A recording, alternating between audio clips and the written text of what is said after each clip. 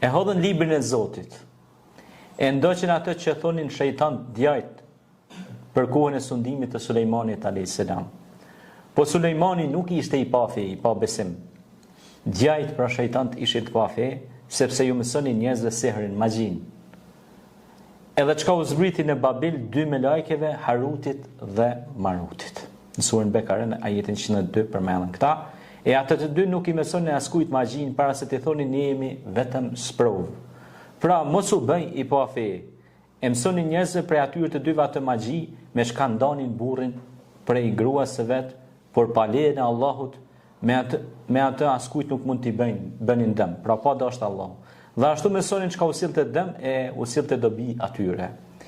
E ata e kanë bërë të ditur se ai që hodhi librin e Zotit dhe atë magjin, ai në botën tjetër nuk ka ndonjë të drejtë në mëshirën e Zotit. Pra ik për mëshirës së Allahut, ai që ik pra udhëzimit të drejtë dhe mirët me seher, ai ka humb këtë botë dhe në botën tjetër. Runa Zot.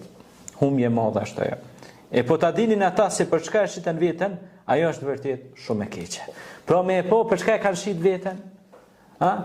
Gjithë ata që merren pra me parashikimin e të ardhmes, horoskopista, ose ata që këshyrin filxhan e parashikojnë të ardhmen e njeriut. Po ku e din ti të ardhmen e njeriut? Të ardhmen e din vetëm Allahu xhaleshanuhu. Gajbin, fshehsin e din vetëm Allahu xhaleshanuhu. Andaj nëse ti u thua aty në Eudhu billahi minash shaitanir rajim, me ndimin e Allahut mbrohen pe shejtanit mallkuar, ata ikin me të katra janë bathin. Se ata nuk mund e durojnë fjalën e Zotit, nuk mund e durojnë Kur'anin. Pastaj, është një lutje që ka bërë pejgamberi selam, ka thonë: "A'udhu bi kalimatillahi tammati min sharri ma khalaq." Me ndimin e fjalës së Allahut, mbrohen pe sherrit të çdo gjëje të krijuar. 3 herë thu këta, largohet çdo serbaz dhe serbaz si plumi i pushkës. Pra largohet sepse friksohet, sepse ajo fjala e Allahut, e ku zbret fjala e Allahut, ku zbarkon fjala e Zotit, aty ka nur, ka dritë. Dritë e cila e shndrit këtë dunjan, sepse është fjala e Zotit. E fjala e Zotit është mëshirë, është rahmet, është paqe, është mirësi, është udhëzim për njeriu. Prandaj besimtari